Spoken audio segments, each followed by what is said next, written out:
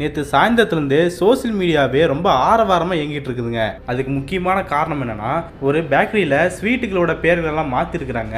அதை வச்சு தான் சோசியல் மீடியா முழுக்கவே எல்லாரும் கலாச்சிட்டு வராங்க. என்ன விஷயம்னு பார்த்தீங்கன்னா, ராஜஸ்தான் மாநிலத்தில் ஜெய்ப்பூர் பகுதியில் இயங்கக்கூடிய பேக்கரிகள் எல்லாத்துலேயுமே இனிப்புகளோட பெயர்களை மாற்றிருக்கிறாங்க. அதாவது ஒரு ஸ்வீட்டோடைய பேரில் பாக் அப்படின்னு வந்துச்சுன்னா அந்த பாக்கை எடுத்துட்டு ஸ்ரீ அப்படின்னு சொல்லி அந்த பேரை மாற்றிருக்கிறாங்க. இந்த விஷயம் தான் நேற்று சாயந்தரத்துலேருந்து வைரலாக சுற்றிட்டு இருக்குதுங்க. இதுக்காக அவங்க என்ன காரணம் சொல்கிறாங்கன்னா, தேசத்துக்கு முக்கியத்துவம் அளிக்கிற வகையிலையும் பாகிஸ்தானுடைய குறியீட்டை தவிர்க்கிற வகையிலையும் இந்த மாதிரியான முடிவு எடுத்திருக்கோம் அப்படின்னு சொல்லி தான் பேக்கரிகளோட உரிமையாளர்கள் அறிவிச்சிருக்காங்க. மேலும் தங்களுடைய பேக்கரியில ஸ்வீட்டு பார்த்தாலே அவங்க பேர்களெல்லாம் எழுதி போட்டுருக்காங்க. அந்த பேர்லாம் படிக்கும் போது நமக்கு சிரிப்பா இருக்குங்க. அதாவது மைசூர் பாக், மோத்தி பாக், ஆம் பாக், ஸ்வர்ண பசம் பாக் அப்படின்னு சொல்லி எல்லா ஸ்வீட்டுடைய பேரையும் மாற்றி மைசூர் ஸ்ரீ, மோத்தி ஸ்ரீ, ஆம் ஸ்ரீ, கோன் ஸ்ரீ, ஸ்வர்ணஸ்ரீ அப்படின்னு சொல்லி பேர் மாத்திருக்காங்க. எனவே இந்த நகர்வு தான் இந்தியா முழுக்கவே இப்போ சிரிப்பலை ஏற்படுத்தியிருக்குது. எல்லாருமே வச்சு கலாச்சிட்டு இருக்காங்க அப்படின்னு சொல்லலாம். இந்த விஷயத்தை சில பேர் கொண்டாடவும் செய்யறாங்க. அவங்க சொல்ற பதில்கள் எல்லாமே நம்மளை வியக்க வைக்குது அப்படின்னு சொல்லலாம். அதாவது தேசப்பற்று ஒவ்வொரு இந்தியனுக்குள்ளேயே இருக்கணும், அதனாலதான் இந்த மாதிரியான பெயர்கள்லாம் மாத்திருக்கிறாங்க, இதை நாங்க வரவேற்கிறோம் அப்படின்னு சொல்லி பதிவிடுறாங்க. மேலும் இந்த பெயர் மாற்றத்தின் மூலமா நாங்க ஒரு மெசேஜை தெளிவா சொல்லியிருக்கிறோம். அதாவது இந்தியாவுக்கு எதிராக யாரெல்லாம் செயல்படுறாங்களோ அவங்களுடைய பெயர் அழிக்கப்படும். ஒவ்வொரு இந்தியரும் அவரவர் வழியில் அவங்களுக்கான பதிலடி கொடுப்பாங்க.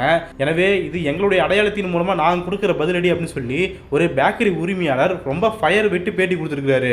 மேலும் இனிப்புகளோட பெயரை மாத்துறது சாதாரண விஷயமா தெரியலாம், ஆனா இது கலாச்சார ரீதியாக கொடுக்கப்பட்டிருக்கிற எதிர்வினை. இந்தியா ஒருபோதும் பயங்கரவாத தாக்குதலை மன்னிக்காது அப்படின்னு சொல்லி ஒருத்தர் பேட்டி கொடுத்திருக்காரு. ஒரு பக்கம் இவங்க எல்லாம் நரம்பு புடைக்க பேசிட்டு இருக்க, இன்னொரு பக்கம் பார்த்தா இதையெல்லாம் எடுத்து வச்சுதான் எல்லாரும் கலாச்சிட்டு இருக்கிறாங்க. குறிப்பா தமிழ்நாட்டை பொறுத்த வரைக்கும் இவங்க பெயர் மாற்றம் செஞ்சாங்க இல்லையா, அதன்படியே சில பெயர்களை மாத்தி வச்சு கலாச்சிட்டு இருக்கிறாங்க.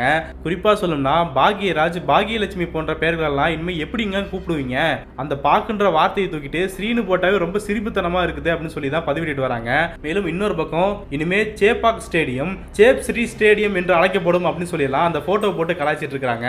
அடுத்து கோடம்பாக்கம், மீனம்பாக்கம், சேப்பாக்கம், விருகம்பாக்கம், அருகம்பாக்கம், பட்டினப்பாக்கம், நுங்கம்பாக்கம் அப்படின்னு சொல்லி எதெல்லாம் பாக்கம் வருதோ அதுலெல்லாம் அந்த பாக்குன்ற வார்த்தையை தூக்கி ஸ்ரீ அப்படின்னு போட்டு கோடம் ஸ்ரீகம், மீனம் ஸ்ரீகம், விருகம் ஸ்ரீகம் சொல்லி பேரை மாத்திரலாம் அப்படின்னு சொல்லி எல்லாம் கலாச்சிட்டு இருக்காங்க. மேலும் இன்னொரு பக்கம் பார்த்தா அதுக்கு அப்படியே உல்டாவா பத்மஸ்ரீ, ஸ்ரீ ஸ்ரீ ரவிசங்கர், ஸ்ரீதர் வேம்பு, ஸ்ரீலங்கா அப்படின்னு சொல்லி இந்த ஸ்ரீ வேற இடங்கள் எல்லாத்தையும் பாக்கு அப்படின்னு சொல்லி உல்டாவா போட்டா அதுவுமே ரொம்ப கொடுமையா இருக்கும் போலியே அப்படின்னு சொல்லி எல்லாம் கலாச்சிட்டு இருக்காங்க.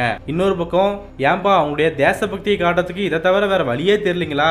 ஒரு அணிவகுப்பு நடத்தலாம், இல்லனா ஒவ்வொரு கடையிலையும் தேசிய கொடியை ஏத்தலாம், மேலும் மனித சங்கிலி போன்ற நிகழ்வை எல்லாம் நடத்தலாம். அதை விட்டுட்டு இப்படி சின்ன புலத்தனமா இப்படி செஞ்சிட்டு இருக்கீங்களே, உங்களுக்கு எல்லாம் கொஞ்சமாச்சும் அறிவு இருக்கா அப்படிங்கிற கேள்வியை முன்வைக்கிறாங்க. எனவே இந்த சிரிப்பு செயலுக்கு வட இந்தியாவில் நிறைய பேர் ஃபயர் விட்டு இருந்தாலும் தமிழ்நாட்டில் முழுக்கவே அது ட்ரோல் மெட்டீரியலாக தாங்க மாறி இருக்குது. இன்னும் குறிப்பா சொல்ல போகணும்னா இதை மேற்கோள் காட்டி பேசியிருக்கிற மொழியியல் வல்லுநரான அபிஷேக் அவதான் சில விஷயங்களை சுட்டி காட்டியிருக்கிறாரு. அதாவது பாக் அப்படிங்கிற வார்த்தை கன்னட சொல்லான பாக்கா அப்படிங்கிற சொல்லுல இருந்து வந்துச்சு. பாக்கா அப்படின்னா இனிப்பு அப்படின்னும், அதை முன் வச்சு பாக் அப்படின்னா இனிப்பை குறிக்கக்கூடிய வகையில தான் இனிப்பு பேர்களுக்கு பக்கத்துல பாக்குன்னு சொல்லி அழைக்கப்படுது. ஆனா இதனுடைய ஒரிஜினல் அர்த்தத்தை புரிஞ்சிக்காம இப்போ பாக் அப்படிங்கிற வார்த்தையை தூக்கிட்டு ஸ்ரீ அப்படின்னு போட்டு அர்த்தமில்லாத வேலையை பண்ணிட்டு இருக்காங்க. இவங்களுக்கெல்லாம் எப்படி சொல்லி நம்ம புரிய வைக்கிறது அப்படின்னு சொல்லி அவர் சோசியல் மீடியால சுட்டி காட்டியிருக்கிறாரு. எனவே தேசபக்தி அப்படிங்கிற பேர்ல ஒரு பொருளுடைய உண்மையான அர்த்தத்தையே மறைச்சிட்டு இவங்களா ஒரு பெயரை குறிப்பிட்டு அதை அர்த்தமில்லாத சொல்லாவே மாத்திட்டு இருக்காங்க. அதை தான் இப்போ இவர் போன்ற பல்வேறு நபர்கள் சுட்டி காட்டிட்டு இருக்காங்க. ஆனா இதுல குறிப்பா சங்கிகள் என்ன கேள்வி கேட்கறாங்கன்னா, தேசபக்தியை காட்டக்கூடிய விஷயமா ஒரு விஷயத்தை அவங்க செய்யறாங்க, இதையுமே சமூக விரோதிகள் எல்லாம் குறை சொல்றாங்க, அப்போ இவங்க எல்லாம் தேச விரோதிகள் தானே அப்படின்னு சொல்லி கேள்வி கேட்கறாங்க. எனவே இதுக்கு பதிலடி கொடுக்கறவங்க என்ன சொல்றாங்கன்னா, தேசபக்தி இருக்கலாங்க, அது தப்பு இல்ல. ஏன் இந்தியா தாக்குதல் தொடுக்கும் போது ஒட்டுமொத்த இந்திய மக்களுமே ராணுவத்துக்கும் இந்திய அரசுக்கு ஆதரவாகவும் இருந்தாங்க. ஆனா அதே சமயம் தேசபக்தி அப்படிங்கிற பேர்ல பண்ணக்கூடிய இது போன்ற முட்டாள்தனமான செயல்களுக்கு நம்ம ஆதரவு கொடுக்க முடியாது அப்படின்னு தான் சொல்லிட்டு இருக்காங்க.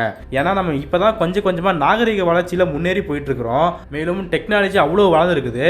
இந்த சமயத்துல போயிட்டு இனிப்பு பேர்களுக்கெல்லாம் ஸ்ரீனு பேரை மாத்தி கூப்பிடுறதுல என்ன நியாயம் இருக்குது, என்ன அர்த்தம் இருக்குது அப்படிங்கிற கேள்வி முன்வைக்கிறாங்க.